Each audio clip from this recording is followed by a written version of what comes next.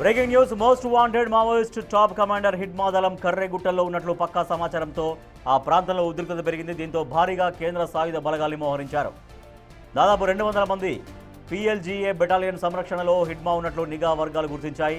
Thermal censor, drone కెమెరాల ద్వారా మావోయిస్టుల కదలికల్ని గుర్తించిన బలగాలు కర్రెగుట్టల వైపు దూసుకుపోతున్నాయి. ఇప్పటికే 5,000 కేంద్ర బలగాలు కూంబింగ్ నిర్వహిస్తుండగా మరో 217, 212, 237 బెటాలియన్లకు చెందిన అదనపు సాయుధ బలగాల్ని కూడా మోహరించారు. ఛత్తీస్గఢ్ వైపు నుంచి బేస్ క్యాంపుల్ని ఏర్పాటు చేస్తూ బలగాలు చొచ్చుకొచ్చాయి. భీమారంలో బేస్ క్యాంప్ నిర్మాణం పూర్తి కాగా గొల్లపల్లి బేస్ క్యాంపు చివరి దశలో ఉంది. అదనపు బలగాల మోహరింపుతో ఈ ప్రాంతంలో భారీ ఎన్కౌంటర్ తప్పదు అనే ఊహాగానాలు వినిపిస్తున్నాయి.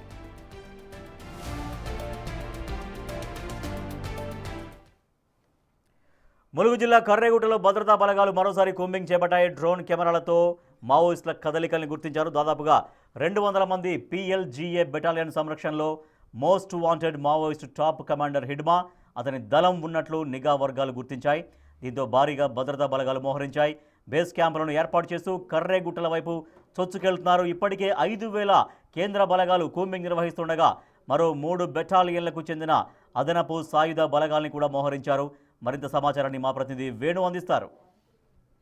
ఛత్తీస్గఢ్ తెలంగాణ బార్డర్లోని కర్రెగుట్టల్లో మరోసారి సాయుధ బలగాల భారీ మోహరింపు కొనసాగుతోంది. నిన్న దాదాపు 3 బెటాలియన్లకు చెందినటువంటి సాయుధ బలగాలను ఛత్తీస్గఢ్ వైపు నుంచి కర్రెగుట్టల వైపుగా మోహరించినట్లుగా సమాచారంతో ఇప్పటికే 5,000 మంది బలగాలు గత 2 నెలల నుంచి కూంబింగ్ నిర్వహిస్తుండగా తాజాగా అడిషనల్ బలగాల మోహరింపుతో అసలు ఏం జరుగుతున్నటువంటి తీవ్ర చర్చ అయితే జరుగుతుంది. ఇప్పటికే అడపాదడపా కాల్పుల శబ్దం వినిపిస్తుండడంతో ఎన్కౌంటర్లు జరుగుతున్నటువంటి సమాచారం కూడా బయటకు వస్తుంది. ఇక ప్రధానంగా బేస్ క్యాంపుల ఏర్పాటు కూడా యుద్ధ ప్రాతిపదికన కొనసాగుతున్నట్టు తెలుస్తుంది. తెలంగాణకు అదేవిధంగా ఛత్తీస్గఢ్కు బార్డర్లో ఉన్నటువంటి భీమారం బేస్ క్యాంపును గత 15 రోజుల క్రితం పూర్తి చేశారు. ప్రస్తుతం గొల్లపల్లి వద్ద బేస్ క్యాంప్ నిర్మాణ పనులు జరుగుతున్నాయి. మరో 15 రోజుల్లో గొల్లపల్లి బేస్ క్యాంప్ కూడా పూర్తయ్యే అవకాశం ఉంది. ఇక ఈ బేస్ క్యాంపులు పూర్తయితే మళ్ళీ కర్రెగుట్టల లోపలికి మరో 10 కిలోమీటర్లు వెళ్ళి మరొక బేస్ క్యాంప్ నిర్మాణం చేసేందుకు సాయుధ బలగాలు సిద్ధమవుతున్నాయి. ఇక తెలంగాణ వైపు నుంచి కంప్లీట్గా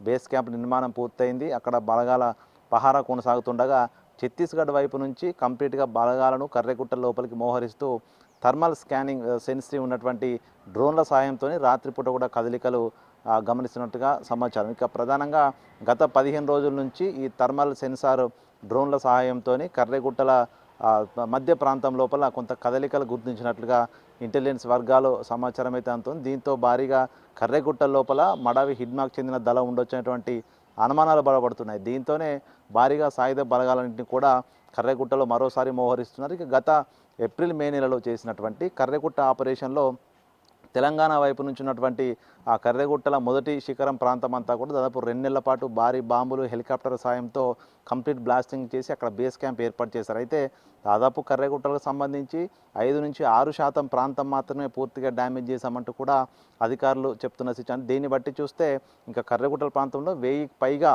సొరంగాలు అదేవిధంగా అండర్ గ్రౌండ్లు ఉన్నాయన్నటువంటి సమాచారం అంతుంది. ఈ యొక్క అండర్ గ్రౌండ్లలోనే షెల్టర్ జోన్లలోనే ప్రస్తుతము తిప్పిరి తిరుపతి కానీ అదేవిధంగా చొక్కరావు దళం కానీ వీళ్ళంతా కూడా అందులోనే ఉన్నారనేటువంటి ఒక సమాచారం అయితే సాయుధ బలగాలకు అందింది. దీంతోనే పూర్తిగా కర్రెగుట్టల ఆపరేషన్ను మరొక్కసారి తీవ్రతరం చేసేందుకు భారీగా అటు ఆయుధ సామాగ్రిని అదేవిధంగా బలగాల మోహరింపు కొనసాగుతున్నట్టు తెలుస్తుంది. ఇప్పటికే దాదాపు 3 బెటాలియన్లకు సంబంధించి 217, 212, 237 సంబంధించిన బెటాలియన్లకు సంబంధించినటువంటి సాయుధ బలగాలు నిన్ననే ఛత్తీస్గఢ్ నుంచి అటువైపుగా కర్రెగుట్టల వైపుగా ఈ బేస్ క్యాంప్ వద్దకైతే పంపించిన సిచ్యువేషన్ కనిపిస్తోంది. ఇక ప్రధానంగా మరో 3 నెలల్లోనే పూర్తి స్థాయి లోపల మావోయిస్టులను అంతం చేస్తామంటూ కేంద్ర ప్రభుత్వము చెప్తున్న నేపథ్యం లోపల కర్రెగుట్టలోనే వీళ్ళంతా షెల్టర్ జోన్లు ఏర్పాటు చేసుకున్నటువంటిది ప్రధానమైన సమాచారం ఉన్నది. సో దీంతోనే ప్రధానంగా తెలంగాణకు సంబంధించినటువంటి మరో 65 మంది ఇప్పటికే తెలంగాణకు సంబంధించి కీలక నేతలు లొంగుబాట్లు చేపడుతుండగా తెలంగాణకు సంబంధించినటువంటి మరొక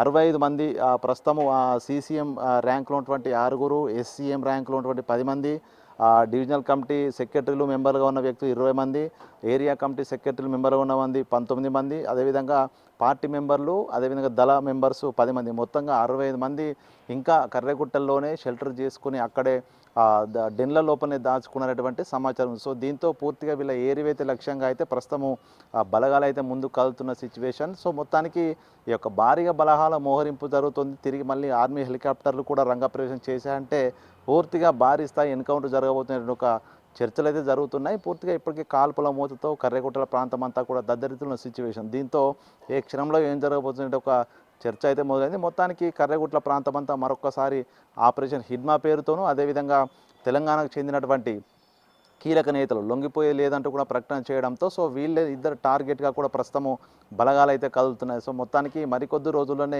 ఒక భారీ ఎన్కౌంటర్ కర్రెగుట్టల్లో జరిగే అవకాశం అయితే కనిపిస్తోంది. ఇక దీనికి సంబంధించి ఇప్పటివరకు ఐజీ సుందర్రాజ్ ఆధ్వర్యం లోపల కూడా కంప్లీట్ కాన్ఫిడెన్షియల్గా కూడా అక్కడ సంబంధించినటువంటి ఎన్కౌంటర్ల వివరాలు కూడా బయటకు తెలపకుండా పూర్తిగా కాన్ఫిడెన్షియల్ పాటిస్తున్నారు. సో మొత్తానికి మరికొద్ది రోజుల్లోనే కర్రెగుట్ట లోపల షెల్టర్ తీసుకున్నటువంటి మావోయిస్ట్ దళాలని కూడా ఏరివైతే లక్ష్యంగా అయితే భారీ బలగాల మోహరింపు అయితే కొనసాగుతున్న సిచ్యువేషన్ ప్రజెంట్ మన కర్రెగుట్టలో కనిపిస్తోంది. Over to